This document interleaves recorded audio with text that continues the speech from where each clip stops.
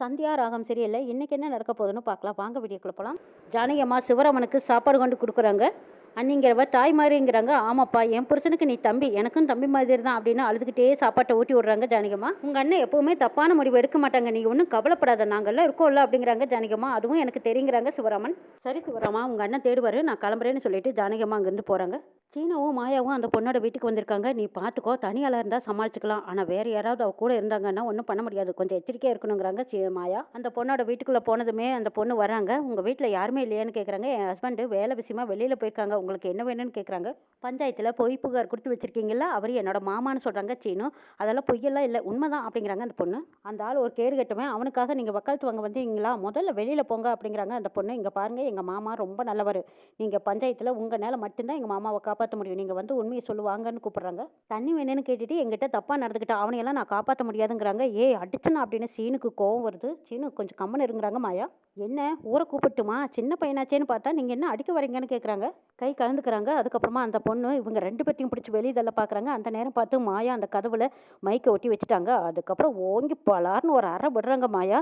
அந்த அம்மா, என்ன என் வீட்டுக்கே வந்துட்டு என்னையே அடிக்கிறியான்னு கேட்குறாங்க. நீ யாரு, எதுக்கு இப்படி பண்ற, உனக்கு பின்னால இருக்கிறாங்க யாருங்கிறத எனக்கு தெரியுங்கிறாங்க மாயா. பேசி புரிய வச்சு பிரச்சனையை முடிக்கலான்னு பார்த்தா நீ என்ன ஓவரா பண்ற, உனக்கு பின்னாடி யாராவது இருந்தா நாளைக்கு நீ வந்து அசிங்கப்பட்டு போயிருவே, ஒழுங்கா உண்மையை சொல்லிருங்கிறாங்க. இல்ல இல்ல அப்படியெல்லாம் கிடையாது, நான் உண்மையை தான் சொல்றேன் அப்படிங்கிறான் அந்த பொண்ணு.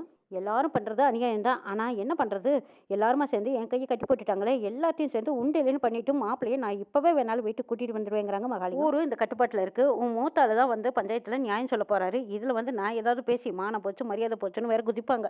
இது மட்டும் இல்லாம சாருக்கு வேற அந்த வீட்டுல கல்யாணம் பேசியிருக்கோம், இதோ ஒரு சாக்கா வச்சு கல்யாணத்தை வேற நிறுத்திடுவாங்களேங்கிறாங்க மகாலிங்கம். ஏற்கனவே இந்த கல்யாணம் நடக்குமா நடக்காதானே போயிட்டு இருக்கு, இப்ப இது வேற.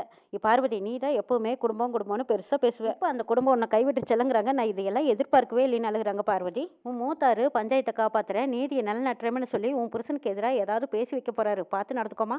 மாமா, எப்படியோ என் வாழ்க்கையை காப்பாற்றி கொடுங்க மாமான்னு கெஞ்சுறாங்க பார்வதி. அப்போ என் வாழ்க்கை போனாலும் சரி, சித்தியோட வாழ்க்கையை காப்பாற்றி கொடுங்கன்னு கேட்குறாங்க சாரு. சாரு, நீ அந்த வீட்டில் எத்தனை ஏச்சும் பேச்சும் வாங்கிக்கிட்டு நீ அந்த கல்யாணம் பண்ணிக்கணும்னு நீ ஆசைப்பட்ட, இப்போ அந்த கல்யாணம் நீ வேண்டான்னு சொல்றியேன்னு கேட்குறாங்க. அம்மா, எனக்கு சித்தியோட அந்த வாழ்க்கை ஒன்றும் எனக்கு பெருசாக தெரியலைங்கிறாங்க சாரு. சாரோட நடிப்பு தெரியாம பார்வதி சொல்றாங்க, அவசரப்படாத, என் வாழ்க்கைக்காக நீ உன் வாழ்க்கையை ஒன்று தியாகம் பண்ணாதேன்னு கேட்குறாங்க. நீ சீனு மேல ரொம்ப ஆசைப்பட்டிருக்கேன், என் வாழ்க்கைக்காக உன் வாழ்க்கையை தியாகம் பண்ணிக்காதேங்கிறாங்க. பார்வதி, உன்னைய மகாராணி மாதிரி வச்சுக்கணும்னு என் பொண்ணு நினைச்சா, அதனாலதான் தேனும் அந்த வீட்டுக்கு என் பொண்ணை மருமகளா கொடுக்கணும்னு நினைச்சா. எல்லாருமே என் மேல இவ்வளவு பிரியம் வச்சிருக்கீங்களே, அந்த வீட்டுல தான் எனக்கு யாருமே இப்படி நினைக்கலையேன்னு நல்லகுறாங்க. மனுஷங்களை புரிஞ்சுக்கிறதுக்கு ஒரு சூழ்நிலை வரும்னு சொல்லுவாங்க, ஆனா அந்த சூழ்நிலை உனக்கு இப்போ வந்திருக்கு, நீயும் எல்லாத்தையும் புரிஞ்சுக்கிட்டு இளங்குறாங்க. ஆமாக்கா, நான் நல்லா புரிஞ்சுக்கிட்டேங்கிறாங்க பார்வதி. நாளைக்கு பஞ்சாயத்துல நீ யாருன்னு காட்டு அப்படிங்கிறாங்க மகாலிங்கம்.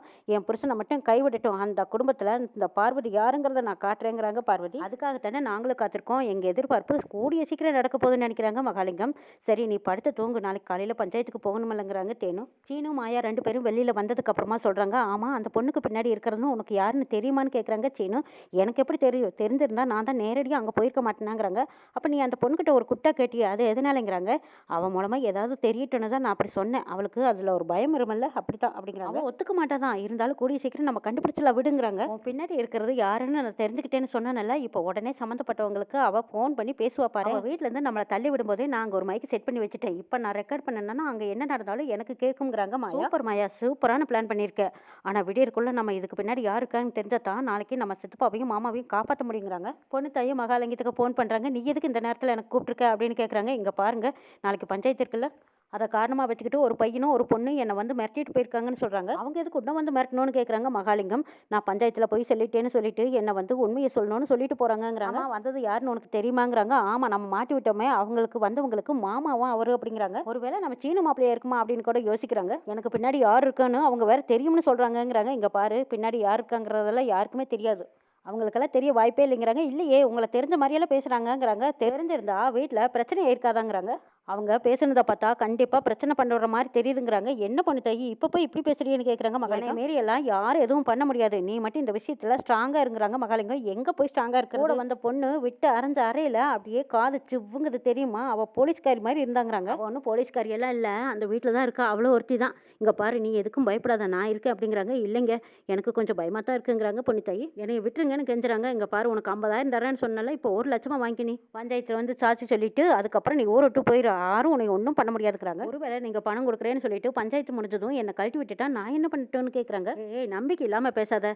சரி உனக்கு இப்போவே பணம் வேணுமா, எங்கே வரட்டும் சொல்லு, நான் கொண்டு வரேங்கிறாங்க. ஊர் எல்லையில் இருக்கிற அந்த அம்மன் கோயில் இருக்குதுல்ல, அங்கே கொண்டு வாங்க, இப்போவே வாங்கிக்கிறேங்கிறாங்க பொண்ணு தாயி. அப்பாடா இவி வந்ததுனால மறுபடியும் ஒரு 50,000 லாபமாச்சுன்னு நினைக்கிறாங்க பொண்ணு தாயி. இந்த அமெரிக்காக்காரினால மறுபடியும் ஒரு 50,000 நம்மளுக்கு லாஸ் ஆச்சு.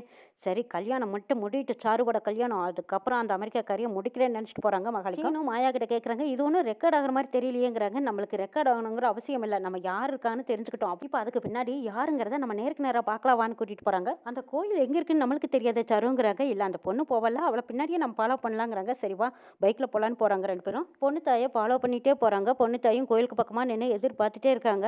ஆமாம் அவளை ஆப்ரேட் பண்ணுறது யாராக இருக்கும் அப்படின்னு அவளோட எதிர்பார்த்துட்டு இருக்கிறாங்க சீனுவும் மாயாவும். அவளுக்கு பின்னாடி யார் இருக்காங்கன்னு தெரிஞ்சா தான் நாளைக்கு நம்ம பஞ்சாயத்தில் சித்தப்பாவை காப்பாற்ற முடியுங்கிறாங்க மாயா. மகாலிங்க காரில் வந்துட்டாங்க, இறங்காமையே உட்காந்துருக்காங்க. இந்த பக்கமாக பொண்ணு தாய் கெஞ்சுறாங்க, இங்கே பாருங்க நாளைக்கு என் புருஷன் வேற ஜெயிலேருந்து வெளியில் வரப்போறாரு, இந்த விஷயம் மட்டும் அவருக்கு தெரிஞ்சது என்னை கொன்னே போட்டு வருங்கய்யா. இந்தா இதில் பணம் 1,00,000 ரூபா இருக்குது, நாளைக்கு பஞ்சாயத்து முடிஞ்சதும் நீ ஊர் விட்டு காலி பண்ணி போயிருங்கிறாங்க.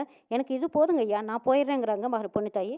அந்த பொண்ணு பணத்துக்காக தான் வேலை செஞ்சிருக்கான்னு நம்மளுக்கு தெரிஞ்சு போச்சு. ஆனால் காருக்குள்ள இருக்கிறது யாருன்னு தெரியாமல் போச்சே. நம்ம இங்கேருந்து பார்த்துட்டு இருந்தால் ஒன்றும் தெரியாது, நான் ஓடி பார்க்குறேன் அப்படின்னு சொல்லிட்டு சீனு ஓட்டமாக ஓடுறாங்க. ஏ சீனு அப்படின்னு கூப்பிட்றாங்க மாயா.